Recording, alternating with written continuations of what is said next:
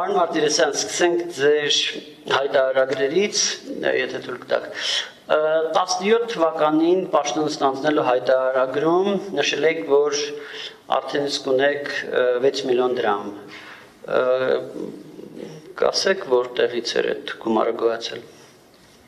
Պարոն Լեոնիսյան, ես 12 թվականից պետական աշխատող եմ եղել, աշխատավարձ եմ ստացել եւ նույն բարեվարկության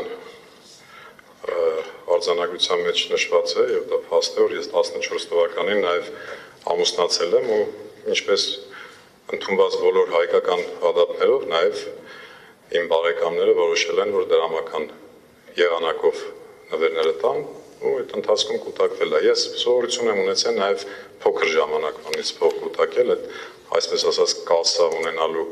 տրամաբանությունը ու եկել հասել է ընդամենը, եթե չեմ սխալվում, 6 միլիոն դրամ 17 թվականի դրությամբ, որը 7 տարվա ընթացքում ավելացել է 6 միլիոն դրամով։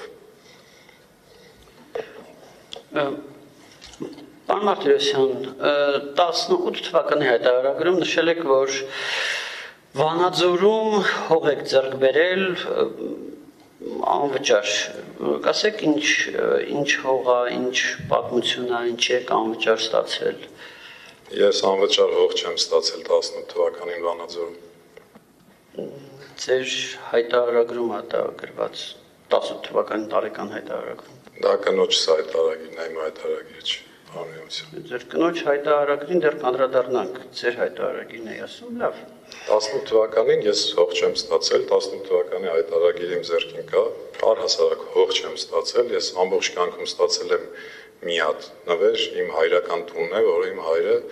եթե չեմ սխալվում, 2 տարի առաջ է փոխանցել ինձ։ Լավ, նույն 18 թվականի հայտարարագրով ձեր կանխիկ գումարները արդեն աճում են, հասնում են 7.3 միլիոնի,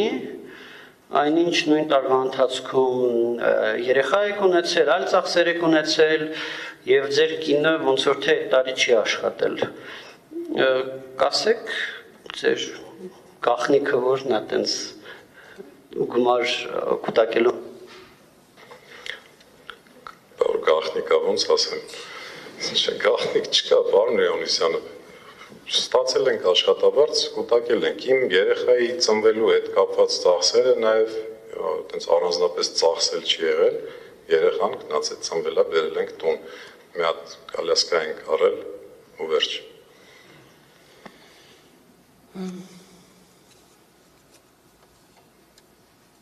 Լավ, 19 թվականի հայտարարագրով տարվա սկզբում ձեր կանխիկը դարձել է 8 միլիոն ու նաև 550,000 դրամ հայտնվել է բանկային հաշվին, այնինչ 18 թվականի ուրեմն տարեվերջյան բաժնում անկանխիկ չկար, իսկ կանխիկը 7.3 միլիոն էր։ Ոնց կբացատրեք այս տարբերությունը, ըստ էության ոնց որ տպավորություն ստեղծում նոր տարվա գիշերը 1.5 միլիոնով հարստացել եք։ Չէ, դա եղել է 6-ից 5.5-ից 6.5 միլիոն է, երբ որ 17 թվականին անշվեց տեղատեխնիկական վրիպակ եղավ, որտեղ որ տեսնեք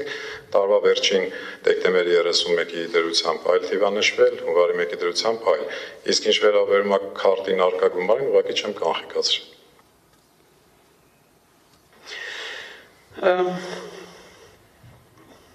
Տեսեք, 21 թվականի հայտարարագրում նշել եք, որ 94 թվականի ձեռք բերած բնակարանն եք, բայց նախորդ հայտարարագրում դրա մասին ոչ մի հիշատակում չի եղել, ոնց կբացատրեք դա։ Ասեմ, որտեղ ես տեղյակ չեմ եղել, որ 88 թվականից համասեփականատեր եմ հանդիսանում մի բնակարան, որտեղ 2 տարեկան եմ եղել ընդամենը, ու այդ բնակարանի համասեփականատեր ենք եղել ես, հայրս, մայրս եւ 2 քույրերս, այսինքն 5 հոգի համասեփականատեր ենք եղել։ Լավ, դուք 22 թվականին ծնվել է ձեր դուստրը եւ ինչպես